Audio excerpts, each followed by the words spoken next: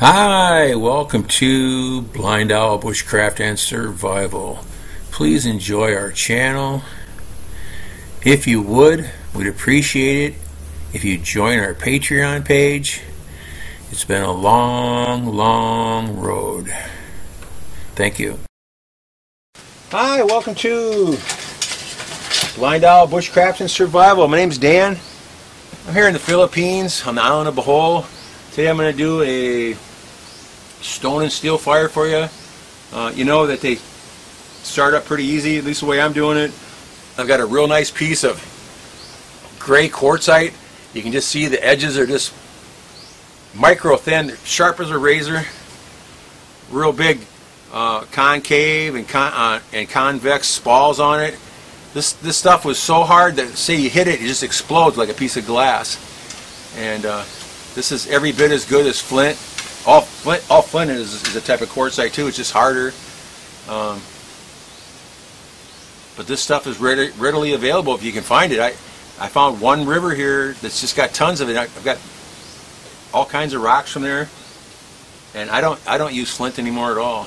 I just use this. And the other thing we use this for is, like, say, I'll get a nice piece that's got a nice curved edge on it. I'll keep one or two of those in the kitchen for my wife, and when she's cleaning fish, she just uses the stone and just slices them open like a razor. It's so much easier than using a knife because you have so much more control because it's right in the palm of your hand. But it's amazing stones. You can see why the Indians and the people like that back in America, that's what they use. You know, flint for knives, and obsidian is wicked. I wish I could find some obsidian somewhere. I'd love to make a knife or some kind of a blade out of obsidian. It'd be pretty cool to work with. I don't think obsidian sparks though. I don't think it does. I think it's too much like glass. Well, let's see what we got here. I got a bird's nest made out of rice grass. I've got a quartzite stone like I just showed you. I've got a piece of a Nicholson file that I epoxied into a chunk of deer antler that I can get a good grip on. And for char, I'm using McDonald's napkins for char. Just cutting them up into little pieces and put them in my char tin.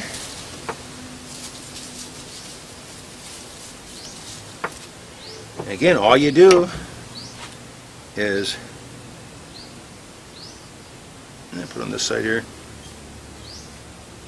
hold the char against the stone with your finger, and with your striker, I'm not even going to strike hard, I'm just going to strike down on it just to make a spark. These sparks are bouncing off, that one didn't. It just took a slight little spark to get the napkins going. Put that in the center of my bird's nest. And then give your bird's nest a little extra air. You can wave it back and forth in the wind if you want to. That's usually enough to get it going. Or blow on it, however you want to do it. You can see right there, see the ember on it already?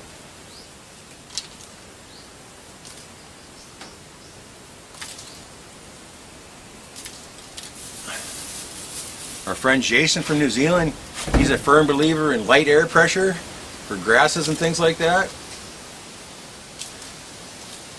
Waving it back and forth, that's exactly this. The more smoke it is, the closer it's going to be to get to start a fire.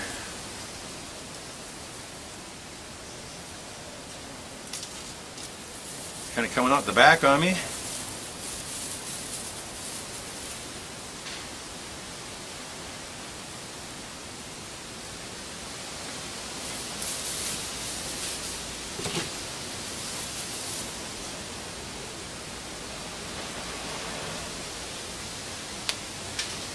See how it starts up and goes out? It's kind of smoky. That's because it's kind of damp, I think. It's from the humidity. But that's all there is to starting a stone and steel fire, guys. It's almost as easy as a lighter.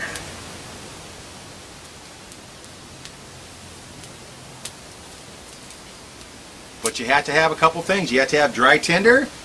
You have to have something charred. You have to have a stone that'll spark, and you have something that will spark the stone. So.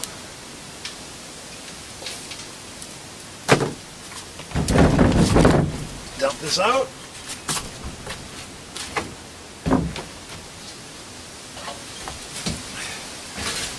But that's all there is to a stone and steel fire, guys. Not really much to it. Pretty simple. Lots of fun for me. I really enjoy it. A little sweat miser.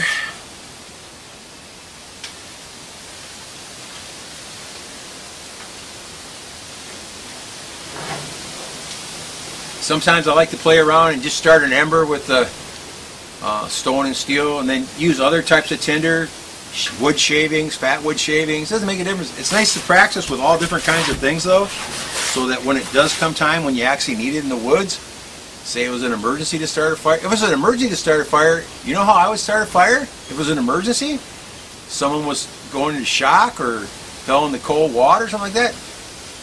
You don't play games with stone and steel and ferro rods. I mean, you take the lighter out of your pack and you get a fire going. Take out a wax fire starter, break it up, get it going, and build a fire as fast as you can because someone needs it. That's why we always carry different things. You know, let's say you fell in the water. Your lighter's not going to work for nothing. If it's just a regular Bic lighter, it's not going to work for a while until you get it dried out again. Sometimes it takes a couple minutes is all, but sometimes a couple minutes can make a big difference. You know, so you need to be able to pull out a ferro rod, and then that's the days when you have in your pack. You always carry. I always carry a gallon Ziploc bag of something dry material for one or two birds' nests, and it's ready to go. Pull it out, put a spark to it. You got a fire. Put some kindling on it and stuff. You got a fire. That's what you have to have. That's what survival is all about. Is being prepared. And having the things you need at your fingertips. All this bushcraft stuff, this is fantastic. This is a lot of fun. And, you know, making your own tent stakes and making shelters and all that different stuff, that's a lot of fun. But you need to have stuff at your fingertips when it's important. Like I say, in the top of my pack is my tarp. I can get a tarp shelter up in less than 2 or 3 minutes. You know, something like that. And then get a fire going, and now you at least have a place to hide from the elements and something to get warm.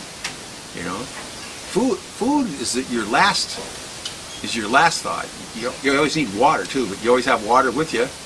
And then again, in all my packs, if I'm going to actually be going somewhere, I always have a Sawyer mini water filter or something similar to that with me. Whatever brand it would always be in one of my packs.